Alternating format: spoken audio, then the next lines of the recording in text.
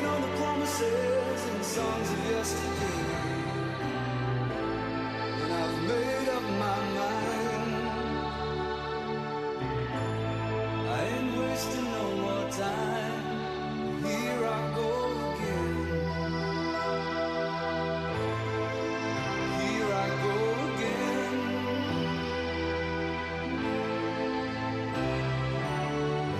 Though I keep searching for an answer, I never seem to find what I'm looking for.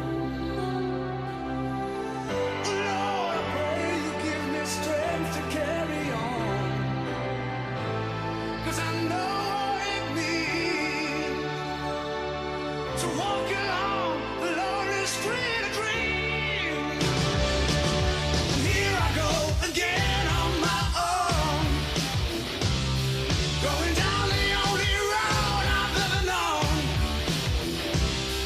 Like a drifter, I was born to walk alone.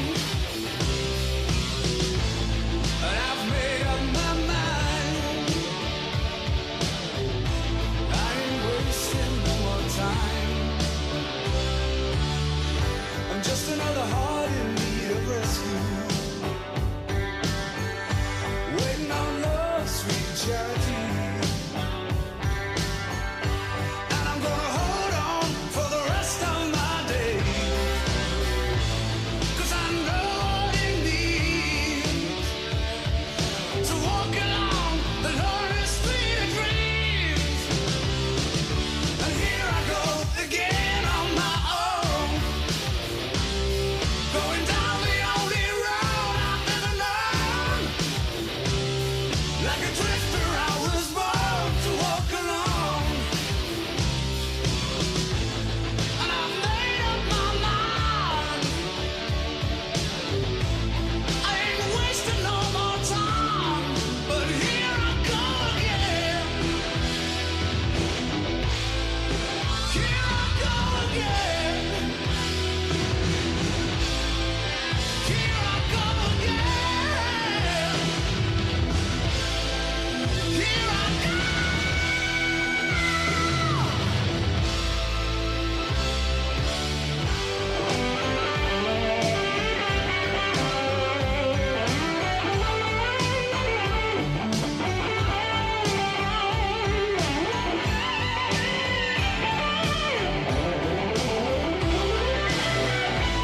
Cause I know what it means to walk along the lonely street of dreams. And here I go again on my own, going down the only road I've never known. Like a drifter, I was born to walk alone.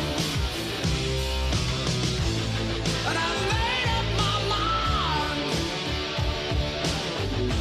I ain't wasting no more time. And here I go again on my own, going down the only road I've ever known. Like a drifter, I was born to walk alone. 'Cause I know what it means to walk along the lonely street of dreams. And here I go again on my own, going down the only All right, folks, thanks for tuning us in here on the Sports Desk. We're waiting for somebody to give us a call, but in the meantime, we'll play another ACC interview. So here is our interview, one of our interviews with the coaches of the ACC. Good afternoon, Coach K. How you doing? Good. Just talk about Louisville coming up on Wednesday night. What type of coach is Coach Patrick? Because he took over a Wrong interview. So we're trying to get some. Anyway, we're having so much fun here. So we're waiting for coaches to give us a call, and I hope you folks are enjoying yourselves. Thanks for tuning us in here on Herb FM Radio. So we'll be right back with more great music here. So we're having some issues with my tablet here. Here it is. Don't it make you smile? Stop it.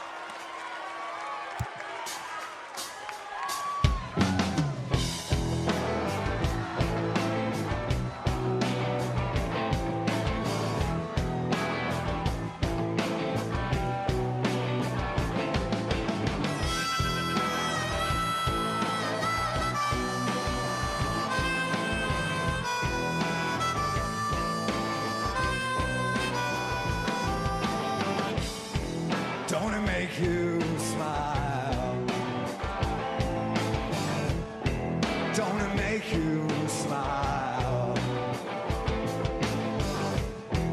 when the sun don't shine.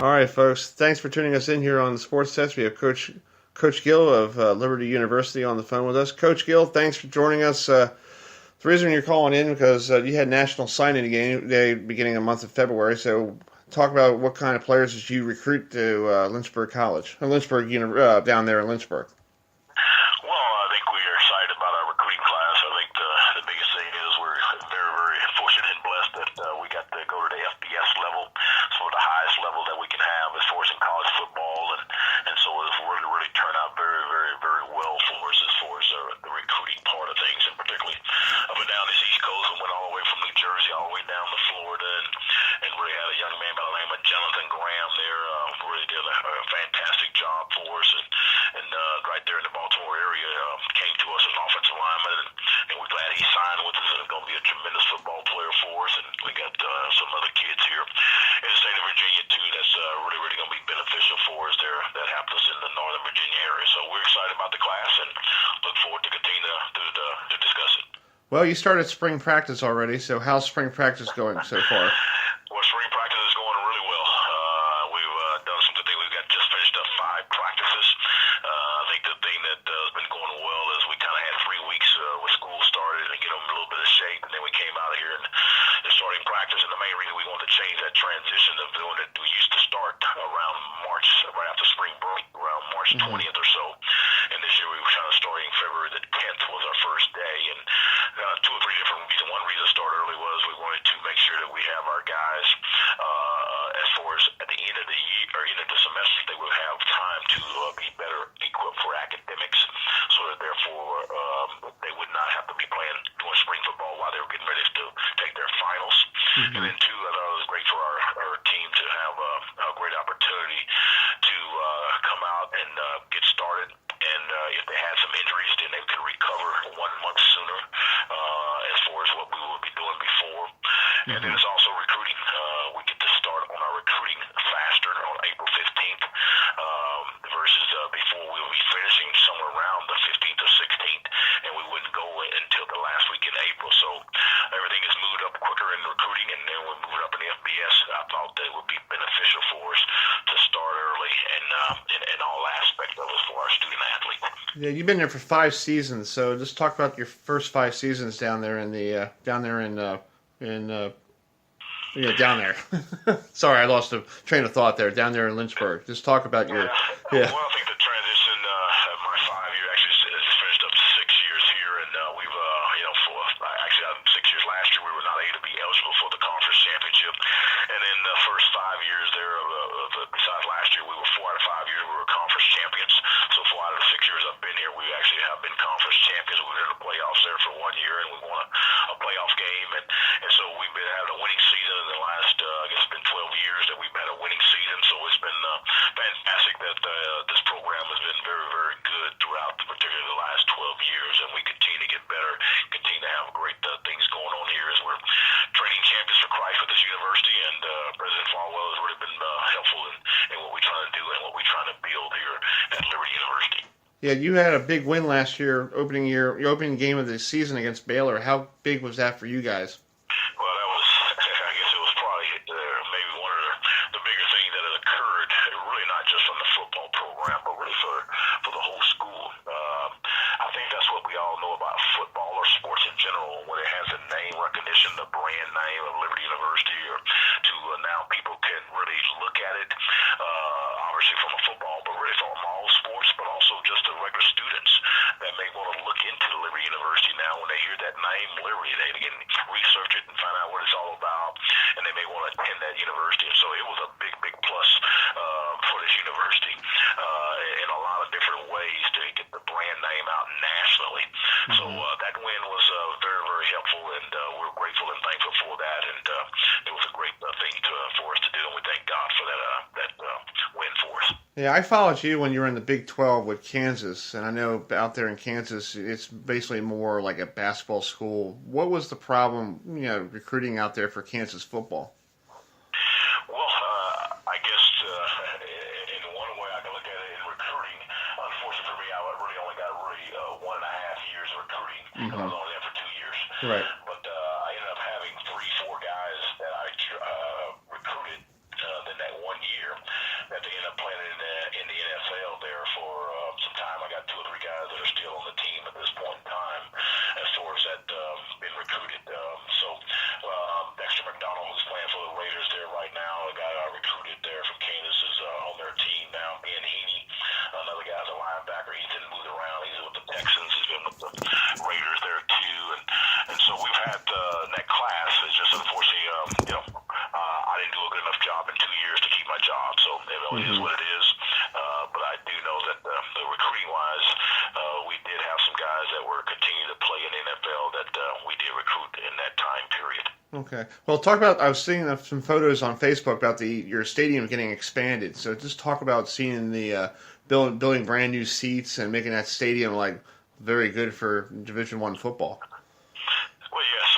Again, our president is truly a blessing. I think he's almost spending about $1 billion on this whole campus, as far as not only just the athletic programs, but also just the academic programs, the dorms, and everything is just being redone.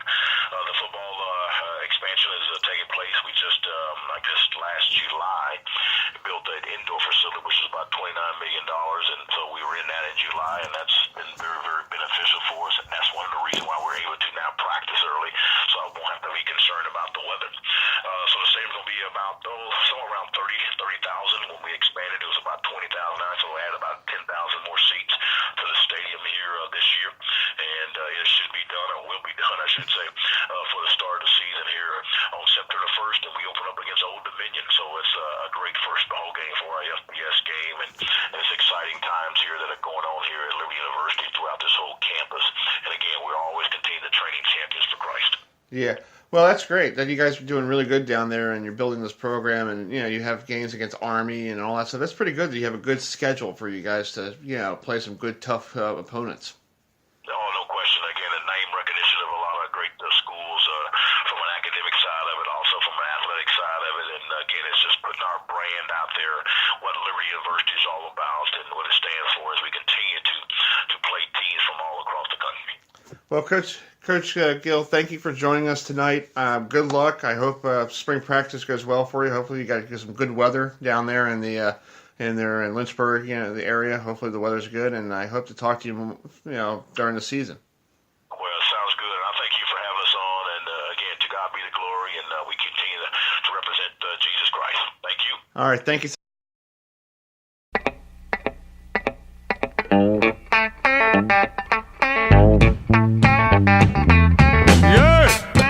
Here comes Amos.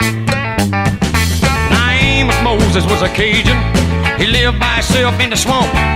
He hunted alligator for a living. He just knock him in the head with a stump. The Louisiana law gon' get you, Amos. It ain't legal hunting alligator down in the swamp, boy. Now everybody blamed his old man for making him mean as a snake. When Amos Moses was a boy, his daddy would use him for alligator bait. Tie a rope around his waist and throw him in the swamp. Alligator bait in the Louisiana bayou. About 45 minutes southeast of Thibodaux, Louisiana, lived a man called Doc Millsap and his pretty wife Hannah. Well, they raised up a son that could eat up his bait and groceries. Named him after a man of the cloth. Called him Amos Moses. Yeah. Now all the folks around South Louisiana said Amos was a hell of a man. He could trap the biggest, the meanest alligator and just use one hand. That's all he got left, called alligator bit it. Left arm gone clean up to the elbow. Well, the sheriff got wind that Amos was in the swamp trapping alligator skin. So he stuck in the swamp, gonna get the boy, but he never come out again. Well, I wonder where the Louisiana sheriff went to. Well, you can so get lost in the Louisiana bayou.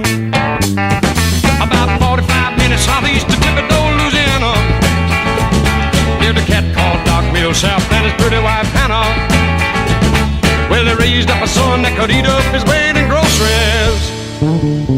Named him after a man of the cloth. Called him Amos, Moses. Sit down on him, Amos. Make it count, son. About 45 minutes southeast to Thibodaux, Louisiana. Lived a man called Doc Millsap and his pretty wife Hannah. All right, folks, thanks for tuning us in here on the Sports Desk. That was Coach Turner Gill, the head coach at Liberty University. He's glad to speak to that gentleman who I did follow him when he was in Kansas. You know, tough place to play to recruit when you have basketball as number one. You know, like he said, it's really hard. He only had like a year and a half to recruit. You know, and so we're gonna play an interview here. We have the Delaware women's lacrosse coach Linville with us. We did this on yesterday, so we're gonna play that right now, and hopefully you folks are enjoying our show here. And stay, you know, so if you're listening to us here on Herb Fence Sports Radio on live on speaker.com or on webley.com, thank you very much for joining us tonight, and hopefully you guys are enjoying our show. So we'll be right with our interview here. So let's go. Here it is.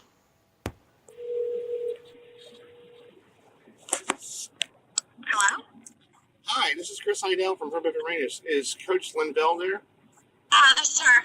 Hey, how you doing? How are you doing? Thank you for doing this. I'm sorry about last Friday. I was like, Oh, no worries. it was dumb to call you on Friday when you play at a game on Saturday and we did it on Wednesday. So that's like, you know, a little No like, worries. Yeah, That's how it gets in season. yeah. Well, you're ready to go. We're just taping it. We're airing it tomorrow night. So I got. Okay, great. Okay. Hello, everybody. I'm here with Coach Linville with us, the head coach at the women's lacrosse up there in Delaware. So, Coach, thanks for joining us. Last week, you guys had a tough loss, and this week you played 2 games against LaSalle and Rutgers. So, what do you girls have to do to pull out a victory this week? Yeah, we were excited to start our season last weekend, and no doubt Penn's a great program with a lot of returning, experienced, talented players. So our number one goal is to be battle tested this year. We have a really tough conference, and as you can see, some of the CAA teams have really gotten out of the gate strong. So we wanted to play good competition early, and I think that the opportunity to get out and compete against somebody other than ourselves after preseason was exciting, and definitely showed some areas where we need to continue to grow as a program. And that's kind of what we're attacking this week, along with our preparation for another 2-game swing with LaSalle and Rutgers, who are always gritty, competitive, fierce fighting teams that, you know, play you relentlessly for 60 minutes. Yeah, and LaSalle is in Philadelphia, so that's good that you guys are keeping that Philadelphia Delaware thing going with different schools. Yeah, definitely. LaSalle's been a team that's been on our schedule, on and off our schedule, and actually, you know, it's always a great hometown rivalry with it being right across the border for us. So we're excited to be hosting them in Delaware Stadium this Wednesday. Well, talk about, you know, tomorrow the weather is going to be so nice, 75 degrees. Is that like not typical lacrosse weather until like what, May? Yeah, no doubt. You know, we just had an amazing deal with Adidas a couple years ago, and they really wanted to work with us on uniforms. And I said, hey, listen, you know, we're a 3-season sport, so we need long sleeves, short sleeves, and tank tops because we plan on playing from February to May. So when it comes to weather, you know, we're outside training, although we do have a nice indoor facility that allows us you know, to get inside if need be, but we've been out most this winter preseason, and you know, it's been a mix of the weather that we've kind of seen so far. Some really nice warm stretches and some painfully cold stretches, and rain and sleet and snow, and so you kind of just eliminate that adversity by continuing to train in it, and our team typically does a great job no matter what the weather is. So having a sunny day to start at home is always exciting. Yeah, talk about your squad. You know, what is your returning players? You could, just in case of people who are listening to Towson lacrosse and all that. Who are your returning players? Sure. So coming off of last season, Becky Gossler, one of our midfielders, is a top returner for us, and she is definitely a leader and was just supported as captain for our team, while she's complemented by a leadership council with our program too, from representation from senior, juniors, sophomores, and freshman class. So we're excited for her to have that support of her peers and the staff, and for her to get out of the gates and be the leader that she wants to be for our program. Taylor, our goalie, is returning as well. Definitely was a top player in the CAA last year, and we're excited to see her. Having a senior goalie is always a strength, and I know her confidence and her technical training is definitely something that she's put a lot of effort in. So those two kind of are the two that, if you look at us on paper, where we ended last season, and now that we're just starting this season, kind of come to the forefront. But we've definitely had a couple other players step up. Shantae Sims just had a great game for us with a matchup at Penn. So tough defender. She played at John Carroll, so she's out of your area, and we're looking for her to really step up and lead our defensive unit and take some of those tough matchups.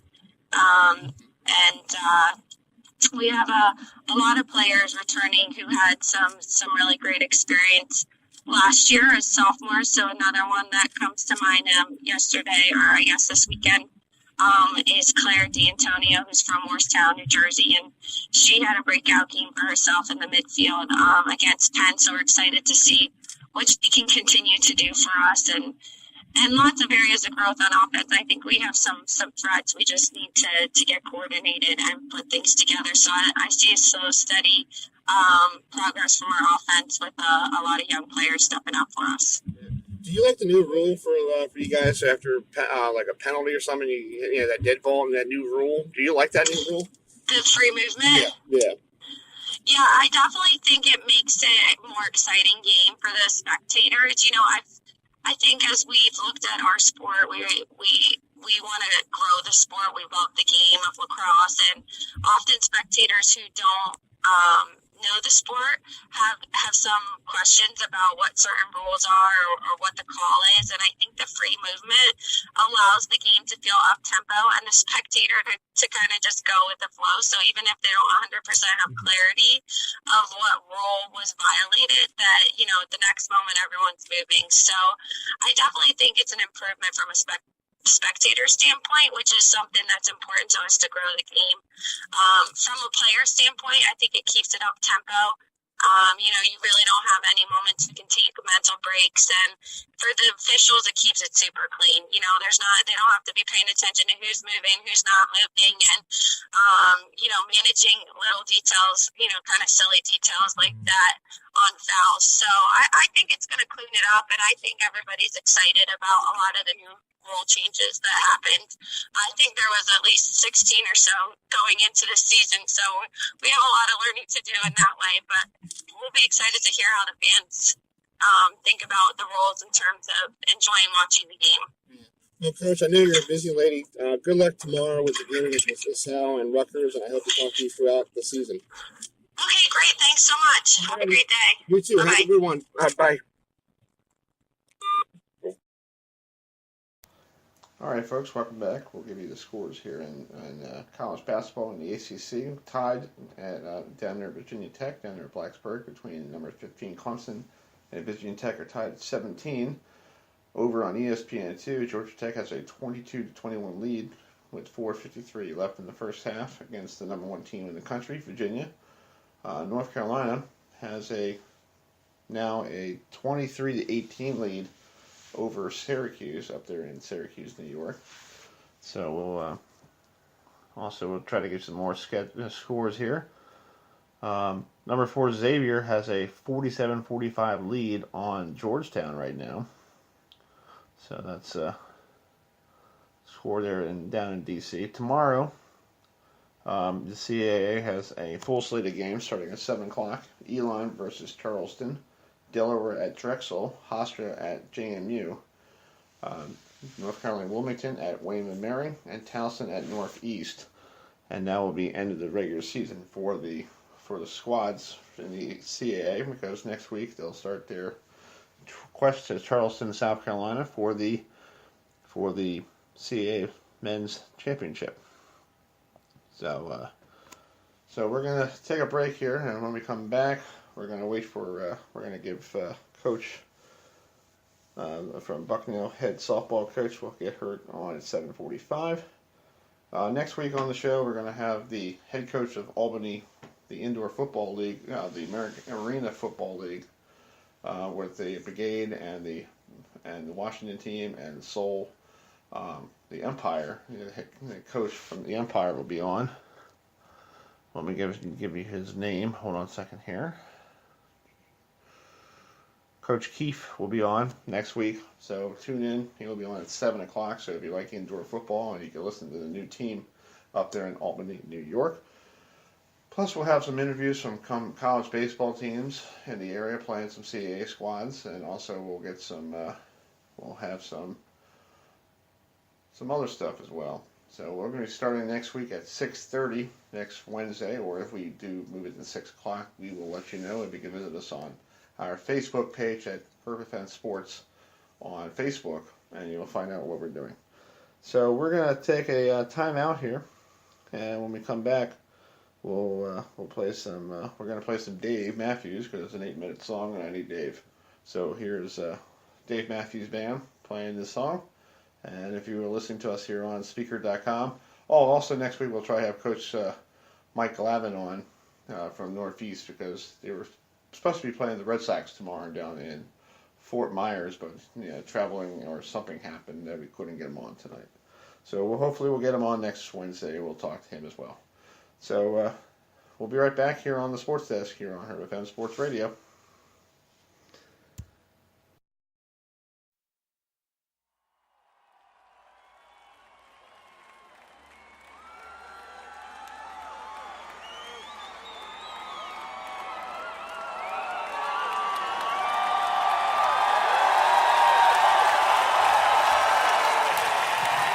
Buongiorno.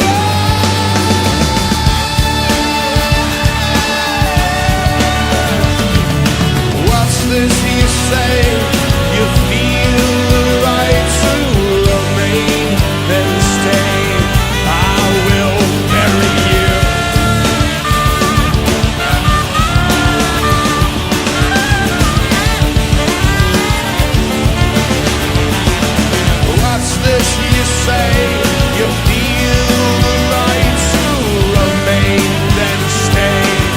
I will silence you.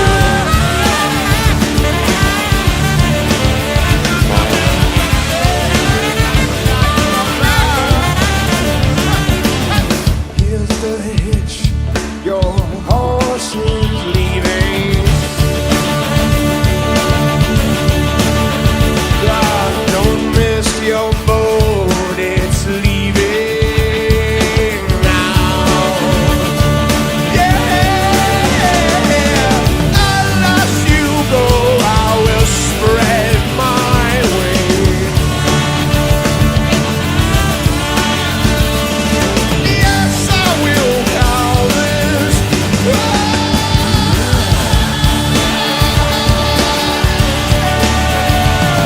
Well, I have no time to justify to you.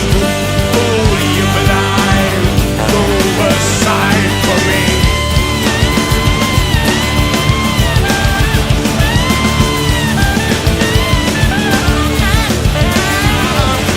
And all I can say to you, my new neighbor, is you must move on, or I will bury you.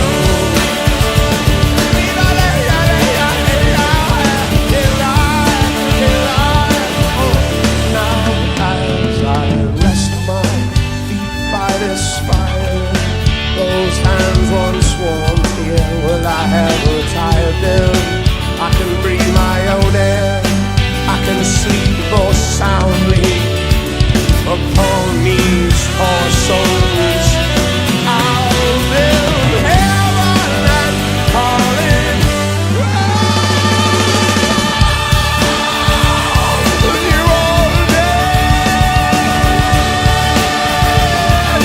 Now I live with my just friends, I live with my greed and need, I live with no mercy, and I live with my friend in need, and I live with my hatred, I live with my jealousy, God, I live with the notion I don't need anyone but me. Don't drink the water, don't drink the water, there's blood in the water. Don't drink the water, don't drink the water, don't drink the water, there's blood in the water. Don't drink the water.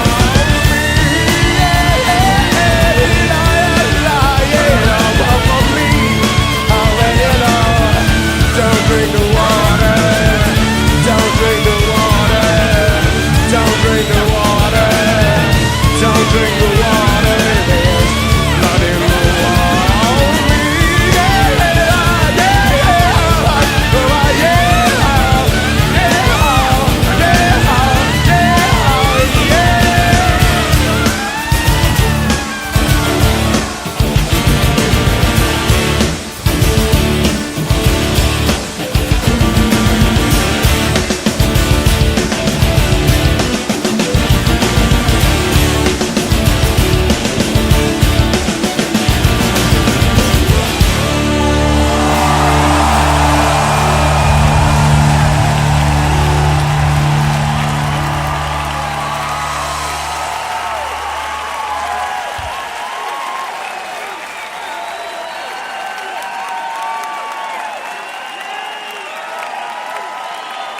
Grazie.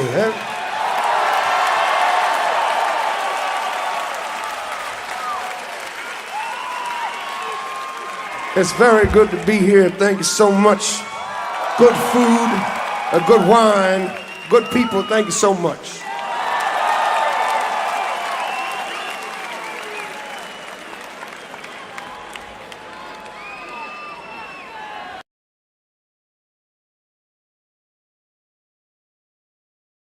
Don't it make you smile?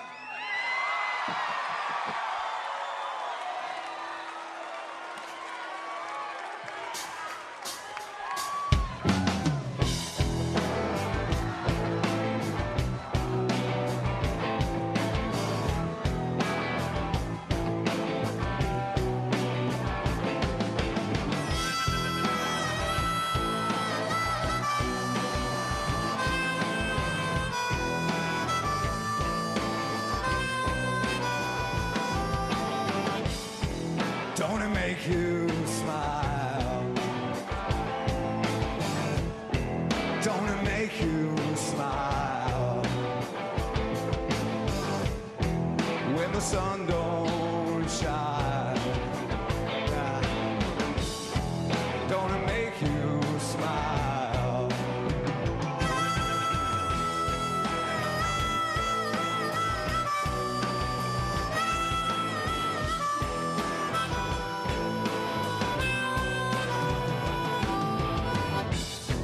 Don't it make you smile? Don't it make you smile?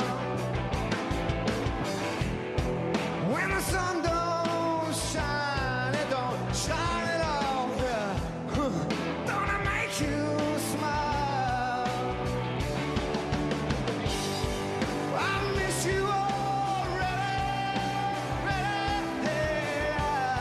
I miss you always. Always. I miss you already. All right, folks, welcome back to the Sports Desk, 7:45, and we have Coach Lai with us from Bucknell, the head softball coach. This week they're heading down to Wilmington, North Carolina, to play the Seahawks in the softball classic. So, Coach, thanks for joining us tonight. You guys have a 2-game series with Maine and Longwood, plus you play the hosts of the tournament on Sunday. So, what is your goals for this week for you guys down there in North Carolina? Yeah, well, thank you so much for having me. And we're definitely looking forward to the weekend.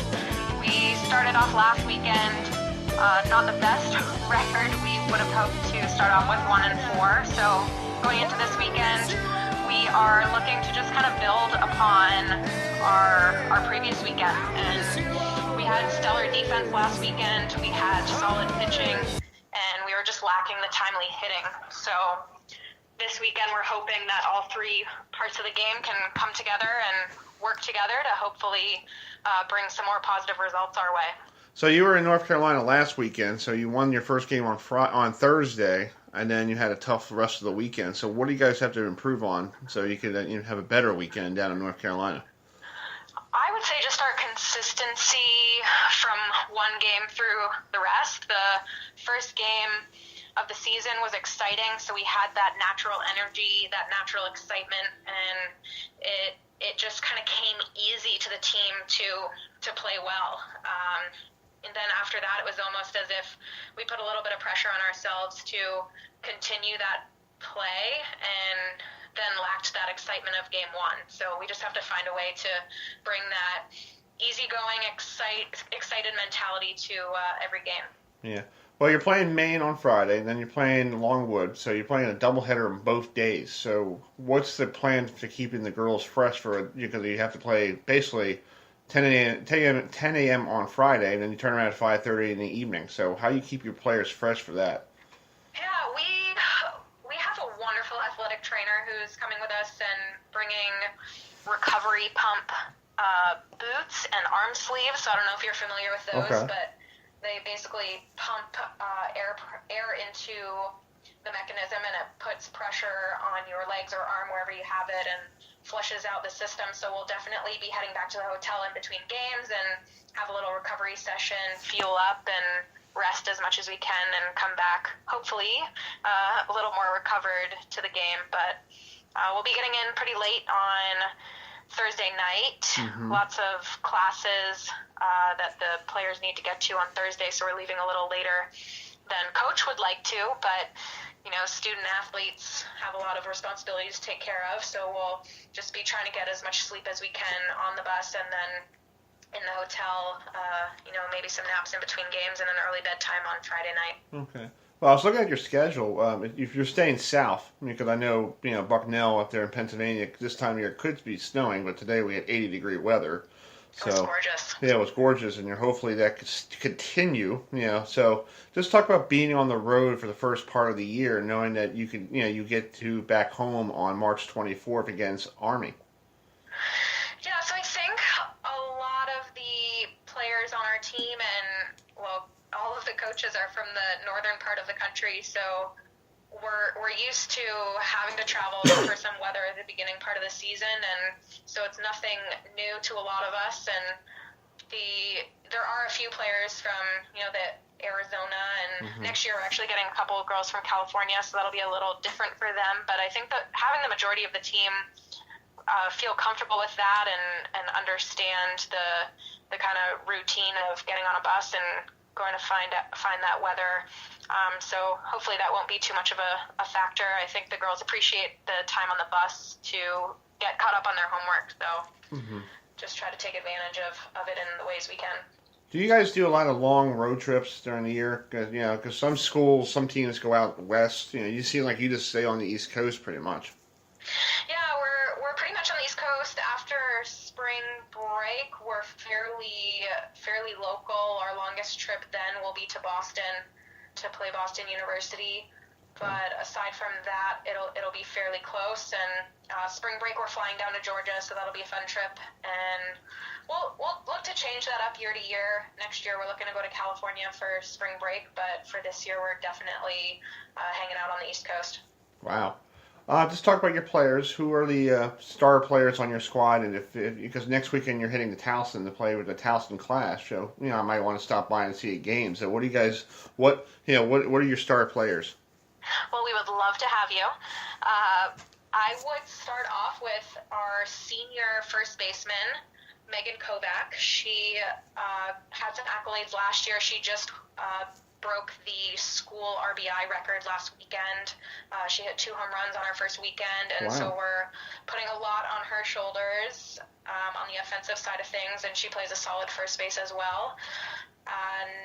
Next in line, I would say Rayanne Geffert. She is a sophomore pitcher. She threw a lot of innings for the team last year, and I imagine we'll do the same this year. We already relied heavily on her in the first weekend. She definitely has the most experience on the pitching staff, and so those are probably the 2 workhorses that I would bring up right away. We have a first-year catcher who we've already put every single inning on her shoulders, and I imagine she'll continue to get a lot of the innings coming up. So I would definitely highlight those 3, with our middle infield being both juniors and returning with a lot of experience and just consistent players, both offensively and defensively, to round that out. Those would be the highlights I would bring up for sure. But the great thing about our team is that we have 18 healthy bodies, all of whom are contributing in some way or another, positive members of the team. And one thing I love about working here is just how well the team works together and how every single member of the team is valued and has a great value. Yeah. Well, you're familiar for this area. You coached Stevenson, so what was it like coaching a softball program over there? Because I know they're building that university over there. Yeah, that was a cool experience for me. I actually was hired there as a full-time ice hockey assistant to help start the new hockey program back in 2010. 2011, sorry. And so that was a pretty cool experience, getting to come on board for that, start a program from scratch, as well as head the softball program and help build that program into one that could contend for conference championships. So it was a great opportunity for me. Spent 5 years there and really grew as a coach and a person, and it was a great area to be in as well, as you know, and so just a lot of positives that came from that experience. Are you here's a question, I know you're a coach, are you staying up to watch that Olympic hockey game tonight? 100%. I'm thinking about doing... I set it to record in case I'd fallen asleep, but there's no way that I will be falling asleep for that game. Yeah, I'm thinking about that too, because I'm like, I have to get up early for work, but I'm like, well, tomorrow I can take a nap when I get home. Yeah, that could work. Exactly. Yeah, so I'm looking forward to it. Yeah, because there's I have a 9-hour bus ride to catch up on sleep on, so that's good. Definitely be staying up. Yeah, and there's actually a lady on that squad that's from Rockville, Maryland, so I don't know if she's playing. So. Oh, that's pretty cool. Yeah, so I don't know. So, Well, anyway, so Coach, thank you so much. I appreciate you joining us tonight, and I hope you have safe travels down to Wilmington, North Carolina. I've been down there once. It's a very nice area. Yeah, so Awesome. nice place. So I hope you have safe travels, and hopefully the weather is so nice down there that you bring it more up here. I'll do my best. Thank you so much for having me. All right, we'll be right back here on the Sports Desk.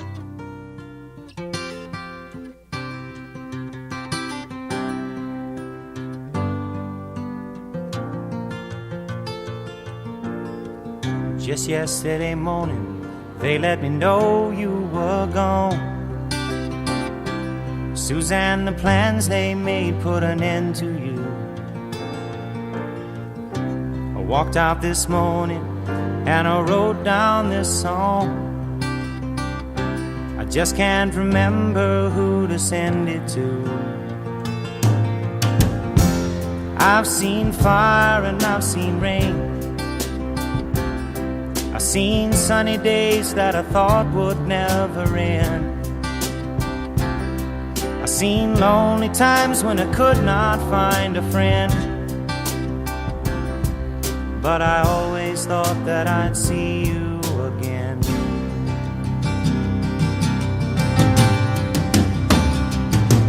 Won't you look down upon me, Jesus? You gotta help me make a stand. Just got to see me through another day. My body's aching and my time is at hand. I won't make it any other way. Whoa, I've seen fire and I've seen rain. I've seen sunny days that I thought would never end. Seen lonely times when I could not find a friend. But I always thought that I'd see you again.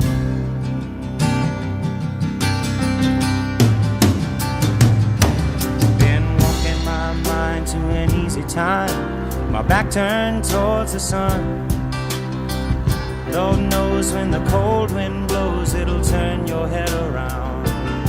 Well, there's hours of time on the telephone line to talk about things to come.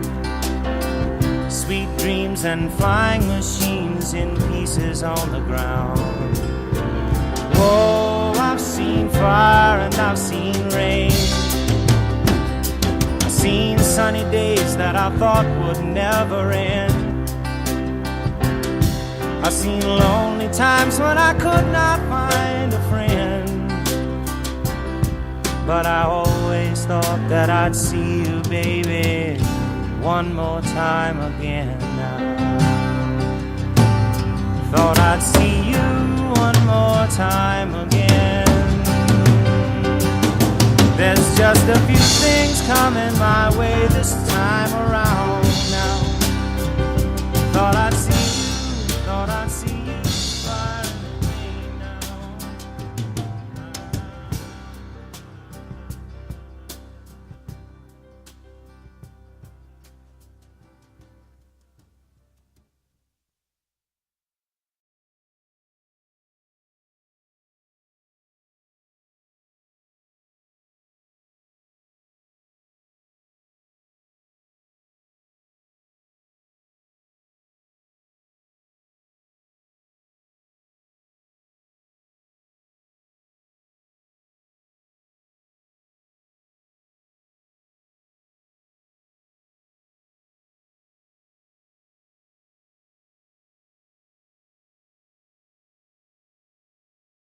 All right, folks. All right, folks. Thanks for tuning us in here. Getting close to the top of the hour, 8 o'clock. Basically, we've been on the air a lot tonight, so thanks for tuning us in. We have Coach Coots with us, the main softball coach. They're going to be down in North Carolina at the Seahawks softball tournament. So, Coach, thanks for joining us tonight.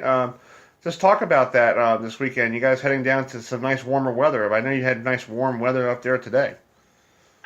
Yeah, it was nice today, but it's just kind of like a pump fake, right? And we know it's not going to stay that way. So We're looking forward to getting down there. It's supposed to be 75 degrees or so, and just getting outside. We've been in our dome practicing since we started practicing in mid-January, and actually haven't been on a softball field to play since the end of October. So just excited to get a chance to go outside and play for sure. Yeah, this is your season opener, so just talk about, you got a game 10 o'clock Friday morning against Bucknell, and then you got 2 games against North Carolina Wilmington. So just talk about the weekend's games against these good schools. Yeah, I mean, they all got a chance to play last weekend, so they've been outside once. For us, it's just the opportunity to get outside and to play somebody different than playing ourselves. Kind of get sick of seeing your own pitchers all the time. They know how to get our hitters out, and our hitters don't know how to hit them. So we'll be good. And then for us, it's just an opportunity to really kind of see where we are, what we need to work on, what we need to get better at.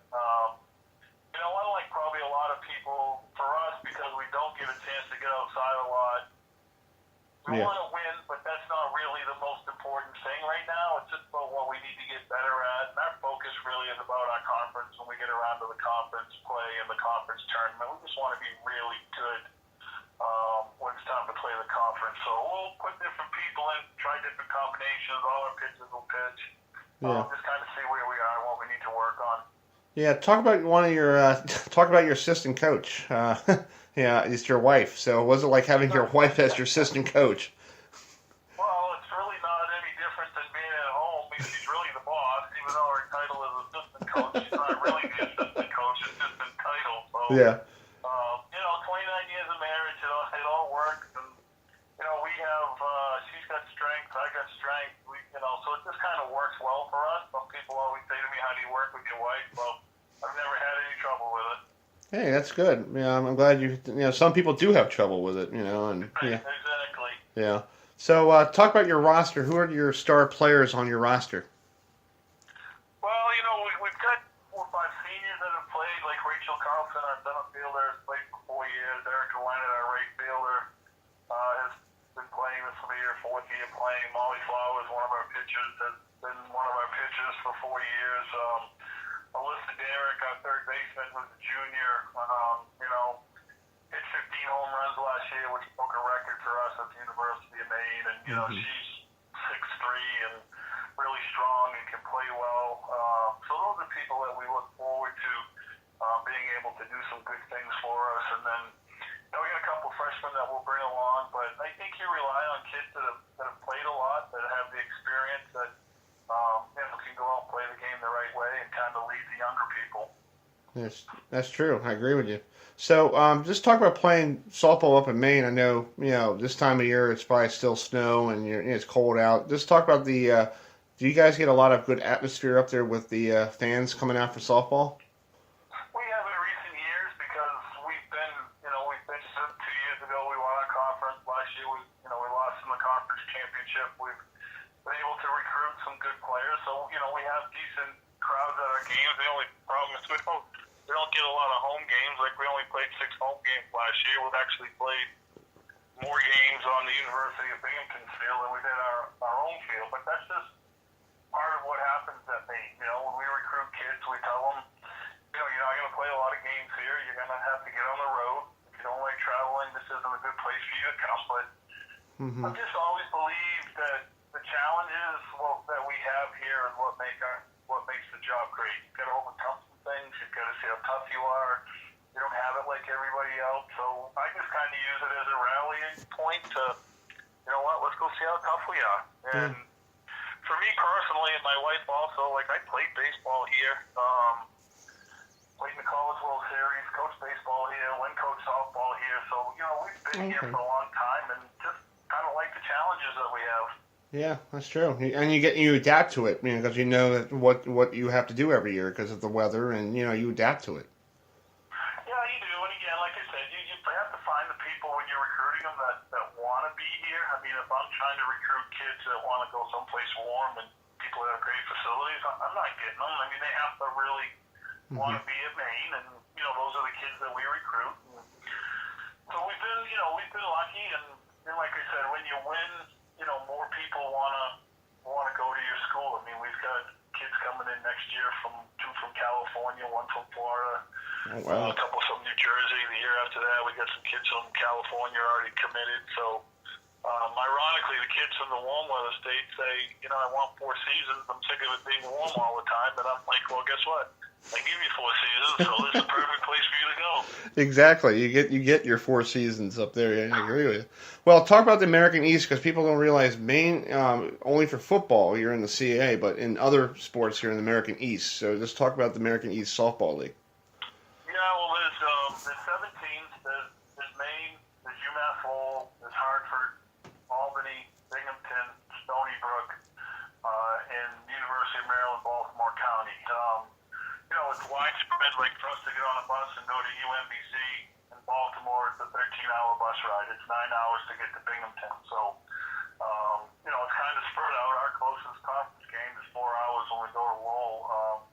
But it's good. It's competitive. This year will be the first year that UMass Lowell can play, because they had made the move up from Division 2 to Division 1, so they can play in the tournament this year. So it's competitive every year. I mean, you don't ever know, and I think there's a lot of good coaches and there's some really good players in our conference. And a lot of people don't know about us because we're kind of stuck up in the Northeast, but I think we're a really good conference. That's true. Well, Coach Michael, thank you so much for joining us tonight. I hope you have safe travels to North Carolina. I hope you enjoyed the nice warm weather down south, and hopefully you can bring that stuff back up where you guys are. That would be nice. I appreciate the phone call. Thanks very much. All right, we'll be right back here on the Sports Desk.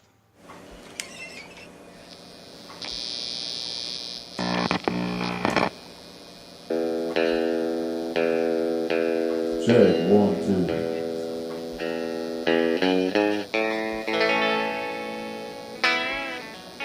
You guys ready to roll?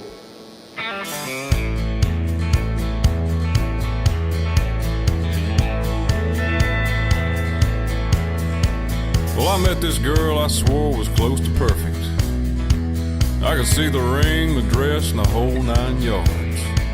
I had a country station on, and she reached and turned it. Said she couldn't stand the sound of a steel guitar. We hit the town to catch the early movie, and old Chris Christopherson played the leading role. I said, "That's my man." She said, "Who's he?" So I jumped up and said, "Girl, we gotta go." She don't like to play my kind of music. She's never heard a Waylon Jennings song. She's never been a fan of Willie Nelson. So there ain't no way in hell we'll get along. She told me she thinks country music's hokey. Said you can't dance to it and all the songs are sad. I cocked my eyebrow and said, "You must be joking. Ain't no excuse for having taste that bad." Then I asked her if she'd heard of Alan Jackson. And she said, "Didn't he sing that song called Where Were You?" I said, "Yeah, but girl, that man's a living legend." And she said, "Really? I thought he was new." No, she don't like to play All right, my... folks, thanks for tuning us in here on the Sports Desk. It's 8:07. We're in our, I want to say, our third hour. We're going to be on the air for another half an hour. So thanks for tuning us in here tonight. We'll try to get those coaches on next week, or we'll see what we can do. But thanks for the coaches for coming on tonight, and the mayor of Annapolis. Schedule change here at 8:35, right after Jared Welsh of the Cross Talk Radio Network, Mid-Atlantic. We'll talk to Erica Ayers, the Jacksonville University softball coach. We'll talk to her because she's playing against JMU this weekend down there in the one of the tournaments they do. Softball has a lot of tournaments, so during the beginning of the year, because they bring all the folks from the cold areas like we do up here. But today was 80 degrees, folks, so that's probably why. Let's give you the schedule here. The scoreboard. Virginia Tech has a 1-point lead on Clemson early second half, 29-28. At the half, Michigan has a 34-26 lead on Penn State. Virginia has a 37-34 lead over Georgia Tech early in the second half. Xavier is pulling away from Georgetown at 68-62 right now with 6:21 left in the second half. Just got on the way up in Syracuse. North Carolina is up 49-44 over Syracuse, number 10 in the country. And then at 9 o'clock, you got Duke and Louisville coming on at 9 o'clock on ESPN. We did talk to the coach from Bucknell, Coach Lai. The women's hockey is playing, because she coached women's hockey at Stevenson. Well, there'll be the U.S. women's hockey team will be on the on TV tonight. I think it's around 11 o'clock at night. So if you guys want to make sure you want to set your DVRs or get a pot of coffee, whatever. So we're going to get back to the show here. Florida Southern is a baseball college team down in Florida. And every year they played against the Detroit Tigers in an exhibition game. So the Tigers could get themselves ready for the spring training schedule they're going to have this year. Let's go to spring training here. Let's go to the schedules here. So let's give you the schedule for tomorrow. Right now, Arizona State lost to Arizona today in an exhibition game, 6-2. Tomorrow, Northeastern is going to play Boston Red Sox at 1:05. Then Florida Southern will play Detroit at 1:05. And then University of Tampa will be playing the Fighting Phils at 1:05. And then Boston College will play Boston Red Sox at 4:05. So the Red Sox are going to play a doubleheader tomorrow. And then University of Minnesota will play the Twins at 6:35 tomorrow night. So, but everybody starts their spring training on Friday. A lot of games starting at 1:05. The Orioles take on the Rays. That's on locally here on 105.7. Mets are taking on the Atlanta Braves tomorrow on Friday at 1:10. So I'll be listening to the Mets on my my baseball app. And so baseball is back in session, so it's pretty cool. So here is Lance Negro, the head coach of the Florida Southern baseball team. So here it is.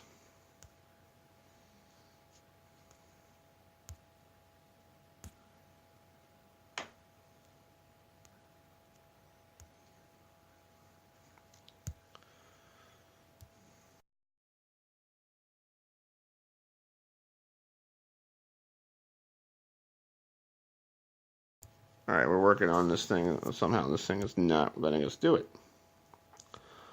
So we're going to switch sides for any reason. So hold on.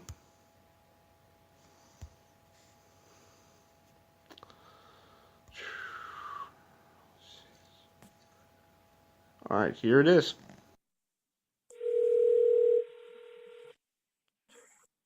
Hello. Hey, Coach Negro. This is Chris Idell from Hibbert Radio in Baltimore. How you doing? Hey, good. Sorry I missed your call a minute ago. That's okay. I don't know if my phone went through or not. So. Okay. Yeah, I actually just had an appendectomy yesterday, so yeah, a little surprise. But, so yeah, sorry about that. Oh, it's okay. Are you okay to do it, or do you want me to do it another time? Or how long is it gonna take? It's only like 3 to 7 minutes. It's not that. Yeah, that's fine. Okay. I just didn't want to. If you're in so much pain, I didn't want to put you on. No, it's fine. Okay. All right. Well, I'm here, Coach Lance Negro of the Florida Southern, and tomorrow they're playing an exhibition game against the Tigers of Detroit in Major League squad. So, Coach Lance, thanks for joining us today. Just talk about that game tomorrow against a Major League Baseball team. Yeah, it's an annual thing we've been doing for a long time here against the Tigers, and luckily they keep having us back. And it's just a nice, relaxing environment for our guys. There's really no pressure on us going into the game. It's just a time for them to go out and have fun and be on the same field with the major leaguers in a circumstance that the majority of them, if any of them, will ever be in again. Mm-hmm. So what are you going to learn from this game? You learn a lot about your team in these exhibition games. Me personally as a coach, I don't. I think the players do. I think they see the work ethic that's put in by those guys and the talent level that they're at. No matter what sport you're in, a lot of times you always think you're better than you are until you see the better competition. And especially with someone like Miguel Cabrera on the other side, watching him take his batting practice and the limited time that we get to see him play in that game, it really becomes aware of the difference in the talent. Well, talk about your pitchers. I know you have to face them. Is there one of your pitchers gets a little nervous on the mound that you face a true Hall of Famer down the road? I'm sure they get nervous. Unfortunately for us, we start our conference play on Friday and a doubleheader Saturday. So this is a good time to get the freshmen in the game, and that's we'll be throwing one or two upperclassmen, but mostly freshmen out there. Most of them haven't thrown an inning yet, so it's a time to get their feet wet. And I figure, you might as well get your feet wet against the Tigers. Yeah, that's cool. Well, you are basically raised in a baseball family. So what was it like being raised in a family with a lot of your grandfather, just talk about your family. Yeah, my uncle being in the Hall of Fame and my dad having 21 years in the big leagues. I grew up in a baseball locker room. That's kind of what I knew, what I was accustomed to, and then fortunately I was lucky enough to play a few years in the big leagues, and then fortunate enough to be a coach now. I love what I do, and I try to use as much as I can from what I've learned along the way from my family and from my personal experiences and bring it into the college environment, and somewhat try to create a professional environment in the college setting. Yeah, that baseball league you guys were part of the Sun State Baseball Conference. You years ago used to have Gary Carter as coach.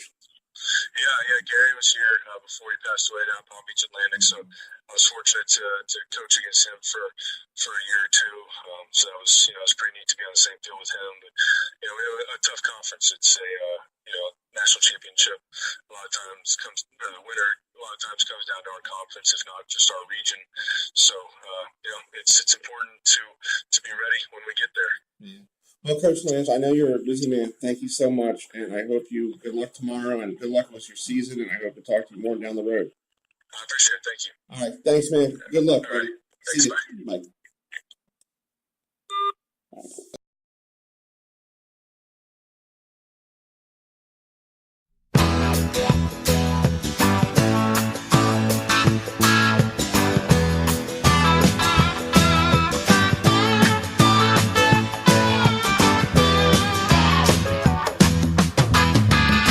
I remember when Mary Lou said, "You want to walk me home from school?" Well, I said, "Yes, I do."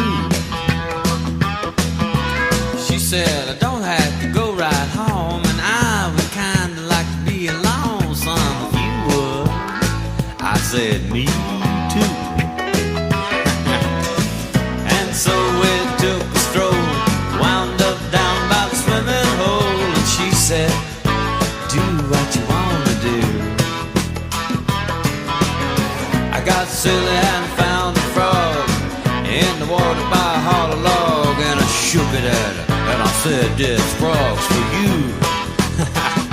She said, "I don't like spiders and snakes, and that ain't what it takes to love me, you fool. I don't like spiders and snakes, and that ain't what it takes to love me, like I wanna be loved by you."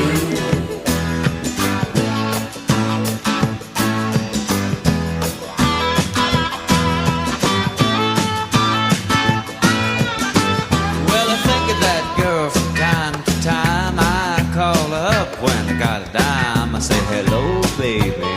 She said, "Ain't you cool?" Said, "Do you remember when, and would you like to get together again?" She said, "I'll see you after school." I was shy so for a while, most of my love was touching smiles, but she said, "Come on over here."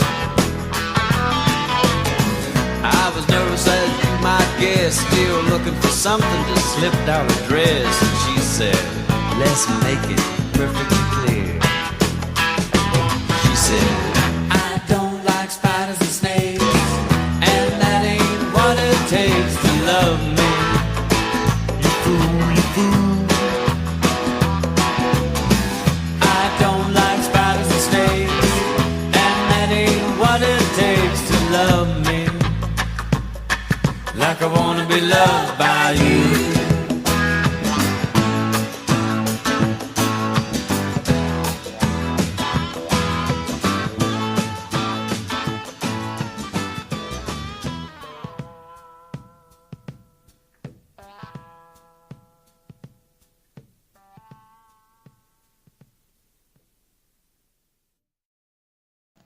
All right, folks. Thanks for tuning us in here on the Sports Desk. Let's give you some Baltimore Blast news. The Baltimore Blast will host the Eastern Divisional Playoff game at CQ Arena on March 11th at 5:05. The Seward Knights and the Florida Tropics, sounds like Flint Tropics from what's that movie? Semi-Pro, are still battling for the second spot. If Syracuse makes the playoffs, game one will be Thursday, March 8th at 7:05. If Florida makes it, the playoff date will still be determined. So if you individual tickets are on sale now through Ticketmaster outlets or contacting the Blast office. Blast mini plan holders can contact Joe Moline right there at on anytime. His email is jmoye@baltimoreblast.com to get the mini plan pricing. Additional playoff dates for round 2 and the title game will be announced at a later date. So the Blast are trying to get their 10th championship, 9-time champions of the league. So thanks for tuning us in here. If you just logged into us on Speaker.com, thanks for joining us. That was Jim Stafford with Spiders and Snakes, a little 70s song there. So next week we'll have we'll be on the air next week at 6:30, and we'll have Coach Keefe from the Albany Empire on, from the American Indoor Football League, not American Football League, Arena Football League, American Indoor Football League. That was the league that we used to do, here on Herd FM Radio back in a long, long time ago. So, in the meantime, we're going to play Whitesnake here, and we're going to get Jarrett Welsh on the phone. So, hopefully, he's not flying high from being still the Eagles won in the Super Bowl. And then at 6:35, we'll have Erica Ayers, the softball coach at Jacksonville University, on to talk about JMU. So we'll be right back here on the Sports Desk.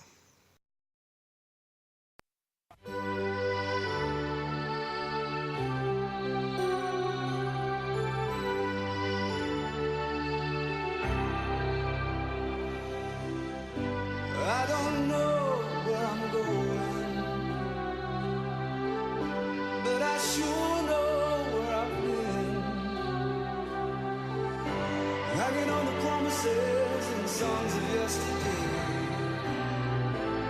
and I've made up my mind. I ain't wasting no more time. Here I go again. Here I go again.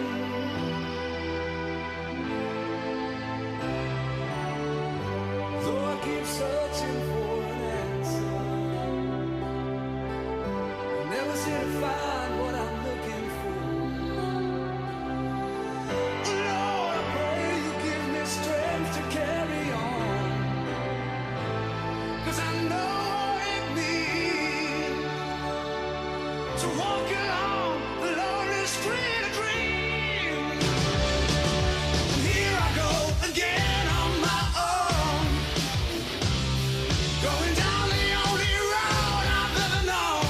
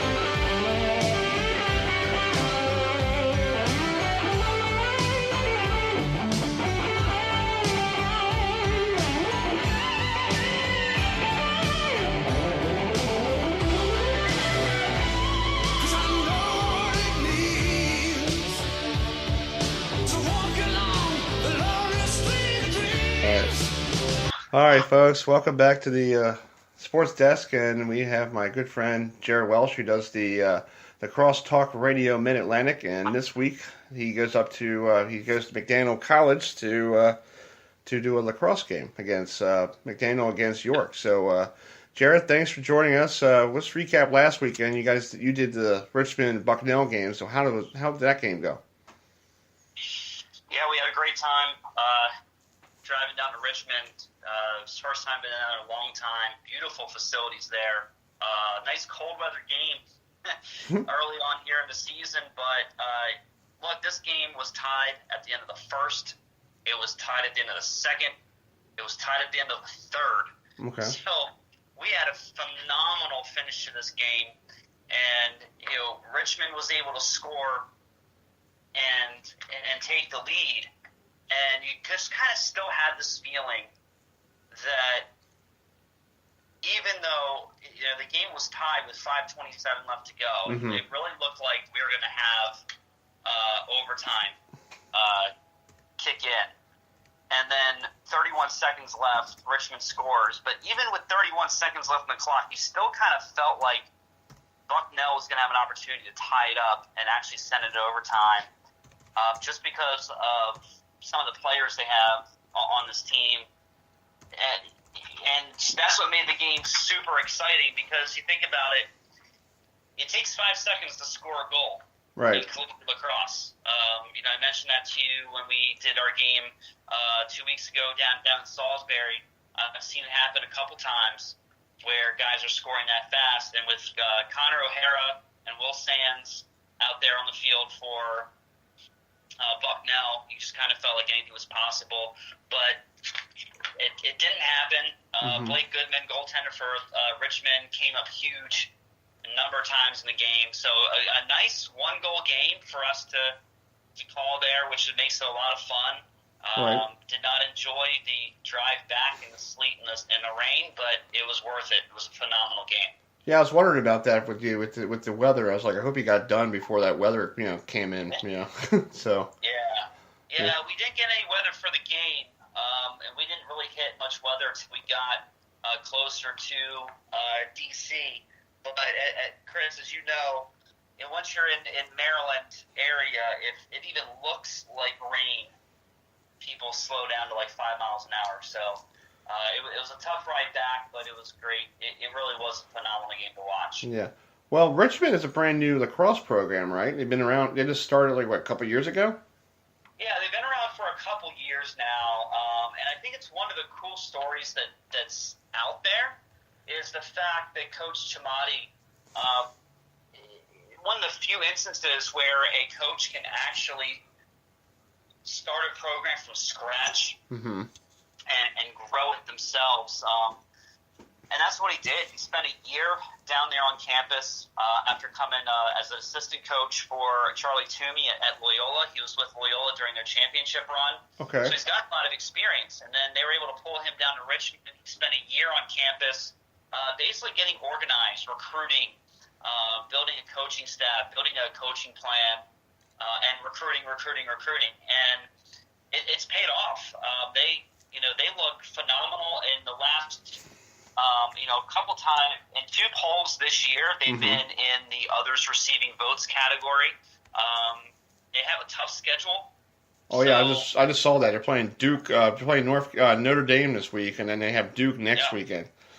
Yeah, so he plays a very ACC heavy schedule. He's also got the Tar Heels on the schedule later on this year too. And he told me that that's by design. Like it's a recruiting tool when you can say, hey, you're going to play some of the best in the nation week in and week out. That strength of schedule goes through the roof. Right. But you can afford a loss because your strength of schedule is so tough. So they really needed that win against Bucknell last weekend to get them to 1-1. They've got 2 games, I believe. I think this week or going to next week, they got 2 or 3 games in a row, like in about a 2-week time frame. Right. And so they're going to need to win, a couple of those at least to try to see if they can crack the top 20. But they're a program, Chris, that I tell you that everybody should keep their eye on. They they got some phenomenal players. Coach Tamani's doing a great job down there. And for a relatively young program, I think they're turning some heads. So I think they're definitely a team to have, kind of on your watch list. If not for this year, definitely next year. Well, let's talk about your game you're doing this Saturday. Hopefully the weather's a little bit better for you. McDaniel versus York. You're the voice of the York lacrosse team up there. So talk about, I guess you're going to be rooting for York there, but just preview that game there. One of the nice things, Chris, for those listeners who might not know, I am a York College alum. I was a swimmer there, not a lacrosse player, but I've been blessed to be able to go back to the school and speak and do some other things. And so when I reached out to Scott Geist, the SID there at York, about this season, I had originally only planned to do 2 games up there because, Chris, as you know, LTR is really trying to do a really broad coverage for our games this season. Try to hit every division, try to get a lot of different teams. So I originally only wanted 2 games on his schedule, and he came back and said, "Hey, we would really love it if you could do all of our games. Oh, wow. Because we need someone to do the video." And so we negotiated. It's pretty awesome that I'll be doing the video cast that you can see through YCPSpartans.com for other home games, but then also the audio of my video broadcast is going to go out to our fans at LTR. So It's pretty cool. So we get things started, as you said, Chris, this weekend against McDaniel, and it's going to be an interesting game in the fact that when you look at McDaniel, we don't have a big knowledge base for McDaniel for this year, because that's going to be only their second game, right? When they go up to play York. Yeah, they're playing right now. They're playing. Yeah, they play Immaculata. Game's going on right now. Right. I believe, and so it's really going to be taking a look at how this game goes and seeing what they can do. But at the same time, they're going up to play York. And depending on the poll, now McDaniel's doing a nice job. They're up 13-5 right now over Immaculata. So I'll have to take a look more at this box score and figure out who we're going to watch. I'll actually be talking to Coach probably tomorrow to get some info. Okay. But depending on which poll you look at, Chris, York is either second or third. Okay. In the different polls. I love the U.S. Lacrosse Magazine poll because they have York second. So I'll use that one as my reference point. Yeah, York is going to be a tough match for a lot of teams this season, and so it's going to be interesting to see what McDaniel will be able to bring to the table and see what they're going to have to who's going to come. It looks like they have this kid Sam Mutz. McDaniel, he's got a couple goals in this game here this evening, so I'm sure Coach Childs, Michael Brooks, has quite a few as well. So there's a couple guys from the Green Terror that York is going to have to be aware of. But then when you look at the Spartans, Billy Sasso, face-off guy, was a Player of the Week, CAC Player of the Week last week. So now you're going to be contending with a guy who is in the upper 80% in face-off wins. So a lot of extra possessions you're talking about with getting all of the face-off wins. Plus, they got a kid that I loved watching last year in Brendan McGrath, an attackman. He's got 9 goals and assists so far this year. But, Chris, here's the thing. His shooting percentage, 60%. He's shooting 60%. And of all the shots he's taken, 73% shot on goal. So he's very accurate, which is very dangerous. They've got 12 guys, Chris, that have scored points. Right. Not goals, but assists, too.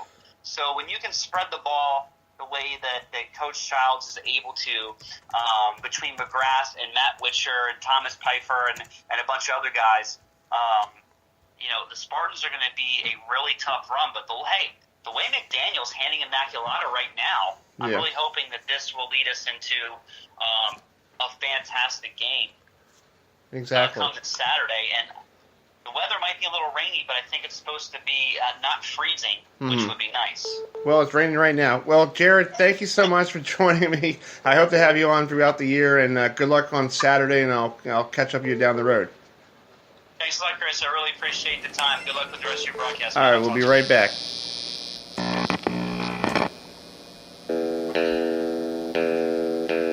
Check, 1, 2.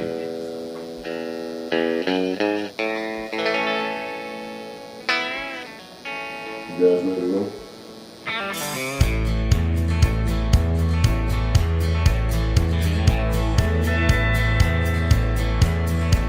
Well, I met this girl I swore was close to perfect. I could see the ring, the dress, and the whole 9 yards. I had a country station on, and she reached and turned it. Said she couldn't stand the sound of a steel guitar. All right, folks, we're finishing up the show with Coach Ayers from Jacksonville University. The softball team is hosting a big tournament this weekend. They have coming to town. They have Western Carolina, Penn State, and JMU on the slate. So, Coach, thanks for joining us. Just talk about this tournament. How did this tournament start for you guys? Well, being in Florida, we host 3 or 4 weekends every year. So it's nothing new to us. We usually bring 3 or 4 teams down the first 3 or 4 weekends of the year. Take advantage of the sunshine down here in Florida. Yeah. Well, talk about, you play JMU on Saturday, and also you play Penn State, and then on Sunday you have Central Florida. So let's talk about JMU. What do you see getting ready for that game against JMU? Well, it's gonna be a battle. I think every game this weekend it's gonna come down to the wire. JMU has been a great ball club for a handful of years now. They pitch it very well. They can score runs in a hurry. They're well coached. It's gonna be a battle, but we're looking forward to it. Yeah. Well, talk about your players. What are your star players? If somebody coming down to watch you guys, what are your star players? Well, we start 6 seniors. I think we're a pretty well-rounded team. We've actually got some kids from up in your area too. Alyssa Billadou's kind of been carrying the load in the circle for us. She's a sophomore from La Plata, Maryland. Mm-hmm. And then, some of the seniors, Daniel Baker's our shortstop, hits in the middle of the lineup. Heather Roberts, our catcher, she hits in the middle of the lineup. Allie leads off for us. She gets on base, causes havoc on the bases. Those 3 are key. If they get rolling, we're pretty tough to handle. Yeah, you also have another young lady from Mount Airy, Maryland, Southern Carol. Yep, Kristen Griffith. Yeah, what type? Right fielder from Mount Airy, went to South Carroll High School. Plays right field, got a lot of pop in the bat. She can score with one swing of the bat. So cool. Hopefully we get her rolling too. Yeah. What are your goals as a coach? What are your goals this year that you like to see for your team? Well, I think the goal is always to compete for the Atlantic Sun Championship. That's our goal year in and year out. Last couple of years we've gotten into the tournament, but hadn't gotten real far. So, hopefully we can make it to that championship game and give ourselves a chance to play in the postseason. Yeah. Well, Coach Ayers, thanks for joining me tonight. I appreciate you, giving me some time, and good luck this weekend, and enjoy the weather. I know you guys are down in Florida, but we enjoyed the 80-degree weather we had up here today, so it was good. Yeah, absolutely. Yeah. Thanks for having me, Chris. Thank you so much, folks. Thanks for tuning us in tonight, and good luck, and we'll see you guys next week.